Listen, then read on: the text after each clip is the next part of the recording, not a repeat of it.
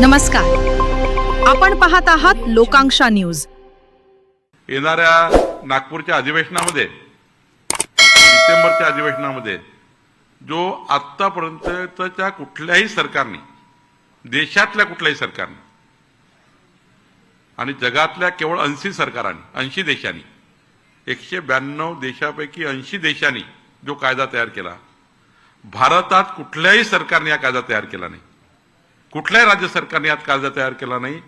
तो कायदा या अधिवेशनात आम्ही आणणार आहोत। त्या कायद्याचं नाव आहे लँड टायटलिंग ऍक्ट।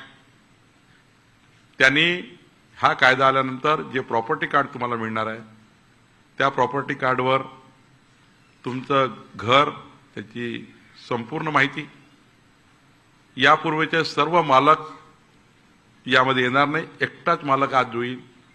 त्यापूर्वी किती त्याचे हस्तांतरण झाले असतील केळकरजी, ते हस्तांतरण बाद होतील। 7/12 जसं दाखवतं कोणाकोणाचे हस्तांतरण सर्व बाद होतील। सिंगल आज ज्याची मालमत्ता आहे त्याचं नाव, त्यांच्या वारसदाराचे नाव,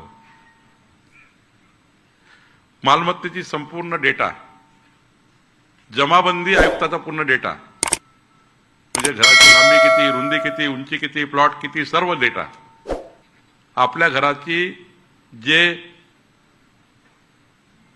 किंमत आहे सरकारी कायद्याने, IGR कडे, मुद्रांकाकडे जी किंमत नोंदवली आहे, रेडी रेकनर किती किंमत किती तुमच्या घराची, आणि त्यानंतर संपूर्ण प्रक्रिया ऑनलाईन।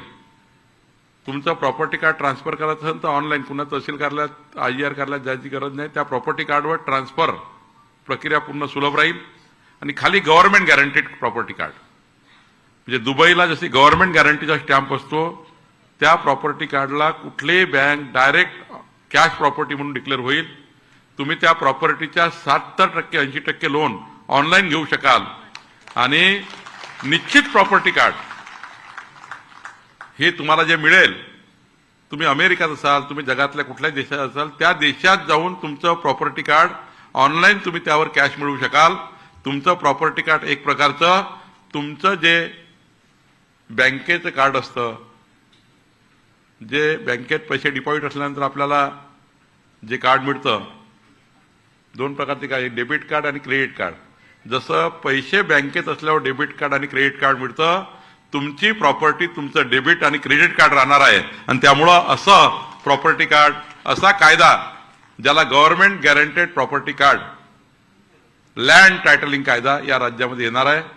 आणि त्या कायद्याने तुम्हाला तुमची प्रॉपर्टी ही कॅश प्रॉपर्टी असणार आहे।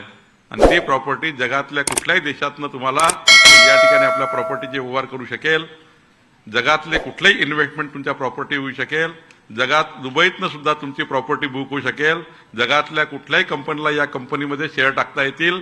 जगातली कुठलाही व्यक्ती तुमच्या प्रॉपर्टीशी व्यवहार करू शकेल। असं लँड टायटलिंग कायदा जो दुबईमध्ये आहे, सिंगापूरमध्ये आहे, तो कायदा महाराष्ट्र सरकार आणणार आहे। आणि या कायद्याने प्रचंड मजबूती आपल्या महाराष्ट्राला मिळणार आहे। आपली प्रॉपर्टी ही कंप्लीट कॅश प्रॉपर्टी होणार आहे। आणि दुसरा कायदा आपण संजयजी आणतोय, आधी मोजणी मगच नोंदणी नंतरच म्युटेशन।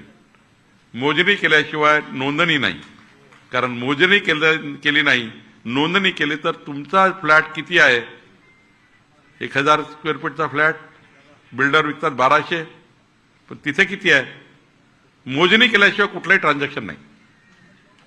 आणि तिसरा महत्वाचा व्हर्टिकल प्रॉपर्टी कार्ड, संजय केळकरजी, ज्या काही उंच इमारती झाल्या आहेत ठाण्यामध्ये, त्या प्रत्येक फ्लॅट धारकांना, गृहनिर्माण सोसायट्यांना, राणेजी जेवढ्या गृहनिर्माण सोसायटी आहे त्यांच्याकडे 2च डॉक्युमेंट आहे। एक आहे घराची रजिस्ट्री फ्लॅटची, दुसरं मालमत्ता कर, ही नोंदणी आहे, हे प्रॉपर्टी कार्ड नाही आहे। म्हणजे रजिस्ट्री म्हणजे नोंदणी आहे, ते मुद्रांक आहे, त्याला प्रॉपर्टी कार्ड कधीच म्हणता येत नाही। टॅक्सेशनला तुम्हाला प्रॉपर्टी कार्ड म्हणता येत नाही, पण गव्हर्नमेंट आता तुम्हाला व्हर्टिकल प्रॉपर्टी कार्ड आणता आहे। बिल्डिंगमध्ये राहणाऱ्या प्रत्येक फ्लॅट धारकाला वेगळं प्रॉपर्टी कार्ड देण्याचा निर्णय आपलं सरकार करणार आहे, ज्यातनं आपल्या ठाणे जिल्ह्यातल्या सर्व घरांना, गृहनिर्माण सोसायट्यांना त्यांच्या घराचंच प्रॉपर्टी कार्ड आपण देणार आहे।